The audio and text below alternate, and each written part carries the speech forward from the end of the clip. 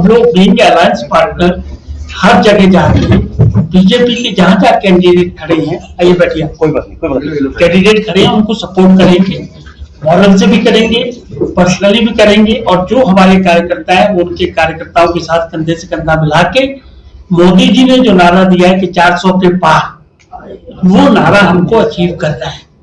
और जब मोदी जी नारा देते हैं तो इसका मतलब हुआ कि मोदी की गारंटी है, मोदी की विश्वसनीयता है, मोदी की क्रेडिबिलिटी है।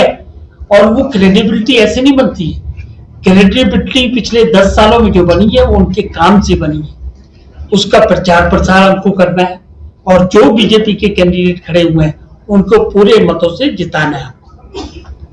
दूसरी बात यह है कि पूरे भारतवर्ष में एक इस तरह का माहौल बनाया जा रहा है कि हम लोग ईडी या सीबीआई का मिसयूज करते हैं। खासतौर से मैं ये बात क्लियर करना चाहता हूं कि मोदी जी ने 2014 में जब आए थे तो कई डिक्लेरेशन किए थे, देश की जनता से कई वादे किए थे। उसमें एक बहुत बड़ा वादा था कि भ्रष्टाचार को जीरो टॉलरेंस, भ्रष्टाचार बर्दाश्त नहीं किया जाएगा। तो वादा उनका खोखला कभी नहीं होता, जो वादा किया था उस वादे पे काम कर रहे हैं। चाहे वो किसी पार्टी का नेता हो, चाहे कोई इंडस्ट्रियलिस्ट हो, चाहे कॉर्पोरेट हाउस हो, कोई भी हो, जिसने गड़बड़ की है उसके लिए एजेंसियां स्वतंत्र हैं काम करने के लिए। आपको याद होगा 18 पार्टियां सुप्रीम कोर्ट गई थी इसी मसले पे कि सीबी और ईडी का मिसयूज हो रहा है, लेकिन सुप्रीम कोर्ट ने उनकी बात नहीं मानी। उन्होंने डाटा दिए, उन्होंने बाकायदा नेताओं के नाम दिए, लेकिन उसके बावजूद भी सुप्रीम कोर्ट ने कहा कि नहीं, एजेंसियां अपना काम निष्पक्ष तरीके से रूल ऑफ द लॉ के हिसाब से कर रही हैं। तो भ्रष्टाचार की लड़ाई जारी रहेगी, चाहे जितना ये लोग शोर मचाएं।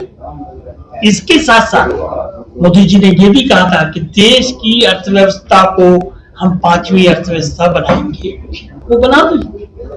अब टारगेट रख दिया कि 3री अर्थव्यवस्था बनाएंगे, उसके लिए प्रयासरत है, उसको आगे कार्रवाई चल रही है।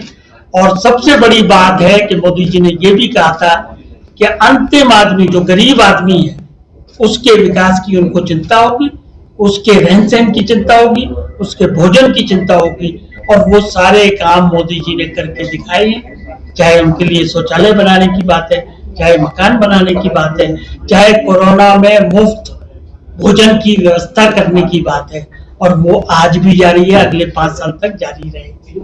तो ऐसा प्रधानमंत्री देशवासियों को मिला हुआ है, इसीलिए देश की जनता का विश्वास उनके साथ।